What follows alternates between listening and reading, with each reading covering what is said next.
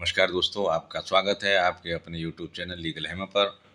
आज का विषय जुड़ा हुआ है एलजीबीटीक्यू समुदाय के परिवार बनाने के मानव अधिकार से। विषय है एलजीबीटीक्यू समुदाय को मिला परिवार बनाने का अधिकार। दोस्तों, मद्रास उच्च न्यायालय की पीठ ने दिनांक 22/5/25 को एमएम बनाम पुलिस अधीक्षक बेल्लौर एवं अन्य के महत्वपूर्ण निर्णय सुनाया है।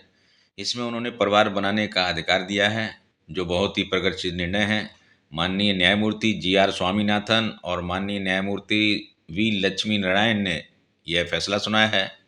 दोस्तों, यह मामला समलैंगिक संबंध रखने वाली दो लड़कियों के बीच का है।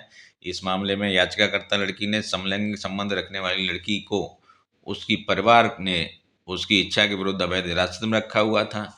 यह बंदी प्रत्यक्षीकरण याचिका भारत के संविधान के अनुच्छेद 226 के तहत दायर की गई थी। इसमें याचिकाकर्ता द्वारा पिता की अवैध हिरासत से उसकी 25 वर्षीय बेटी को स्वतंत्र कराने की मांग की गई थी, क्योंकि उसका कहना था कि बंदी के पिता ने उसे उसकी इच्छा के विरुद्ध हिरासत में रखा हुआ है।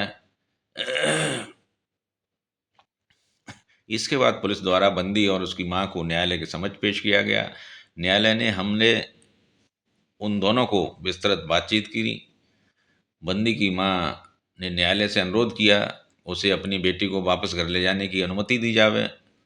उसके अनुसार रिट याचिकाकर्ता ने उसकी बेटी को गुमराह किया हुआ है। उसने यह भी आरोप लगाया कि उसकी बेटी नशे की आदी है और उसने अपनी हिरासत के लिए और अपनी इस हालत के लिए याचिकाकर्ता को पूरी तरह दोषी ठहराया। मां ने कहा कि उसकी बेटी को काउंसलिंग और पुनर्वास की आवश्यकता है। दोस्तों, पीठ ने अपने निर्णय में यह स्पष्ट किया कि बंदी से बातचीत करने से पहले उसके द्वारा माननीय सर्वोच्च न्यायालय द्वारा देवूजी नायर बनाम केरल राज्य नामक विधि व्यवस्था का अध्ययन किया गया, जिसमें बताया गया है कि बंदी प्रत्यक्षीकरण याचिकाओं और पुलिस सुरक्षा के लिए याचिकाओं से निपटने में अदालतों के लिए क्या दिशा निर्देश हैं। जो है माननीय न्यायालय द्वारा उक्त सिद्धांतों को ध्यान में रखते हुए बंदी से बातचीत की गई। न्यायालय ने कहा कि हमारा एकमात्र प्रयास उसकी वास्तविक इच्छाओं और उसके द्वारा चुने हुए विकल्प का पता लगाना है। बंदी की आयु लगभग 25 वर्ष है। वह अच्छी तरह से शिक्षित है। वह बिल्कुल सामान्य दिखने वाली युवती लग रही थी। उस पर किसी भी तरह की लत का आरोप लगाना अनुचित होगा। हमारे द्वारा पूछे गए एक विशिष्ट प्रश्न पर बंदी ने उत्तर दिया कि वह समलैंगिक है और रिट याचिकाकर्ता के साथ संबंध में है। उसने यह स्पष्ट किया कि वह याचिकाकर्ता के साथ जाना चाहती है। उसने इस आरोप की पुष्टि की कि उसने उसके पैतृक परिवार द्वारा उसकी इच्छा के विरुद्ध उसको हिरासत में रखा हुआ है। ऐसा प्रतीत होता है कि उसे जबरन उसे घर ले जाया गया और पीटा गया।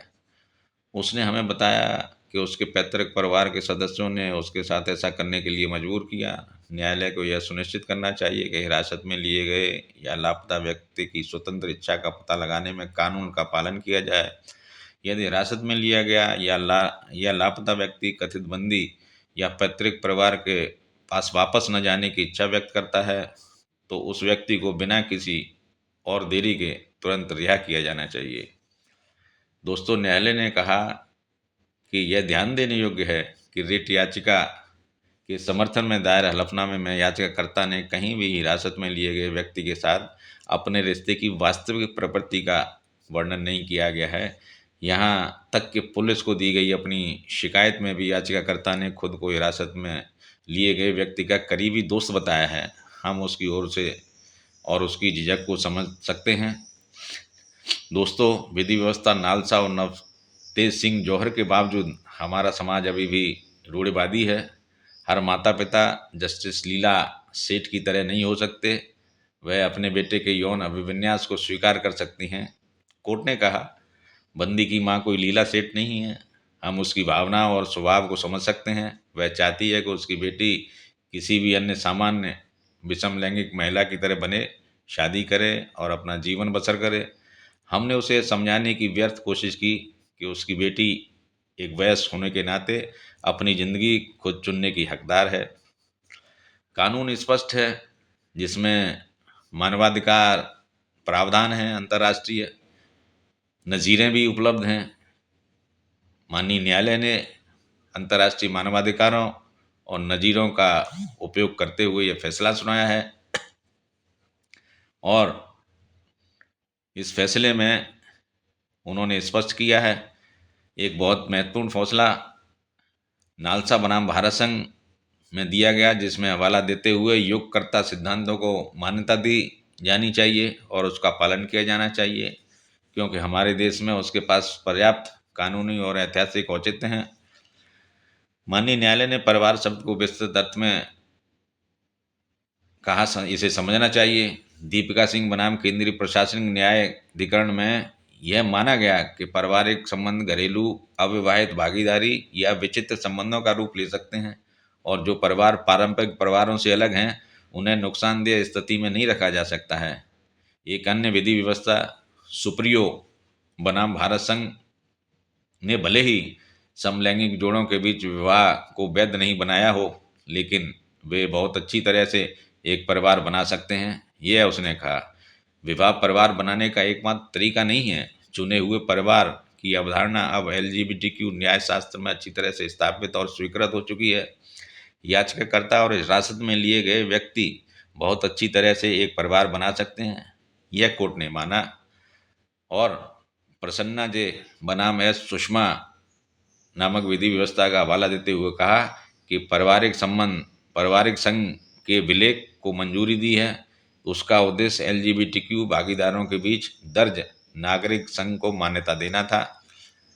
दोस्तों, नालसा और नवतेज सिंह जौहर ने घोषित किया है कि यौन अभिविन्यास सेक्सुअल ओरिएंटेशन व्यक्तिगत पसंद का मामला है, और यह आत्मनिर्णय, गरिमा और स्वतंत्रता के सबसे बुनियादी पहलुओं में से एक है। यह व्यक्तिगत स्वायत्तता और आत्म अभिव्यक्ति का एक अभिन्न अंग है, और भारत के संविधान के अनुच्छेद 21 के तहत गारंटीकृत व्यक्तिगत स्वतंत्रता के दायरे में आता है। जो माननीय न्यायालय ने शक्ति वाहिनी बनाम भारत संघ नामक विधि व्यवस्था का भी हवाला दिया, जिसमें माननीय सर्वोच्च न्यायालय की 3 न्यायाधीशों की पीठ ने माना कि पसंद का दावा स्वतंत्रता और गरिमा का एक अविभाज्य पहलू है। माननीय न्यायालय ने एक अन्य विधि व्यवस्था शफीन जहान बनाम अशोकन KM का भी हवाला दिया, जिसमें यह माना गया कि जीवन साथी का चुनाव चाहे विवाह के भीतर हो या बाहर हो, प्रत्येक व्यक्ति के विशेष अधिकार क्षेत्र में होता है। माननीय न्यायालय ने हालांकि यह भी कहा कि शक्ति वाहिनी, आशा रंजन, शफीन जहां को अंतरजातीय और अंतरधार्मिक विवाहों के संदर्भ में प्रस्तुत किया गया था, लेकिन इसमें निर्धारित अनुपात समलैंगिक संबंधों पर भी समान रूप से लागू होता है। इसलिए हम क्यूर शब्द का उपयोग करने में कुछ असहजता महसूस करते हैं। कोई भी मानक शब्दकोश इस शब्द को अजीब या विचित्र रूप में परिभाषित करता है। किसी की पिच को विचित्र बनाना शो को खराब करना है। एक समलैंगिक व्यक्ति के लिए उसका यौन अभिविन्यास पूरी तरह से स्वाभाविक और सामान्य होना चाहिए। ऐसे झुकावों में कुछ भी अजीब या विचित्र नहीं है, फिर उन्हें विचित्र क्यों कहा जाना चाहिए। कोर्ट ने कहा, योगकर्ता सिद्धांत संबंधित व्यक्ति के सुरक्षा के अधिकार की पुष्टि करते हैं। जब कोई अधिकार होता है तो उसके साथ संबंधित कर्तव्य भी होता है।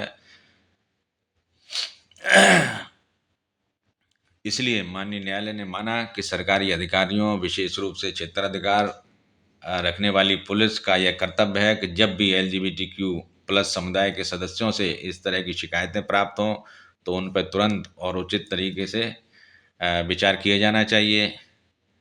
न्यायालय ने कहा, चूँकि हमने स्वयं खुद को संतुष्ट कर लिया है कि बंदी याचिकाकर्ता के साथ रहना चाहती है और उसे उसकी इच्छा के विरुद्ध हिरासत में रखा गया है, इसलिए हम इस बंदी प्रत्यक्षीकरण याचिका को अनुमति देते हैं, उसे स्वतंत्र करते हैं। हम बंदी के पैतृक परिवार के सदस्यों को उसकी व्यक्तिगत स्वतंत्रता में हस्तक्षेप करने से भी रोकते हैं। हम बंदी के साथ याचिकाकर्ता को भी आवश्यकता अनुसार पर्याप्त सुरक्षा प्रदान करने के लिए अधिकार क्षेत्र वाली पुलिस को उसकी सुरक्षा का निरंतर आदेश देते हैं। इस प्रकार हम देखते हैं कि पहली बार LGBTQ समुदाय को परिवार बनाने का अधिकार मिला है, लेकिन यह सच्चाई है कि अभी भी विवाह का अधिकार नहीं मिला है। अधिकार जो मिला है वो प्रगतिशील है, इसलिए प्रसन्न होने की बात है। दोस्तों, वीडियो अगर पसंद आया हो तो लाइक और शेयर ज़रूर करें। जय हिंद।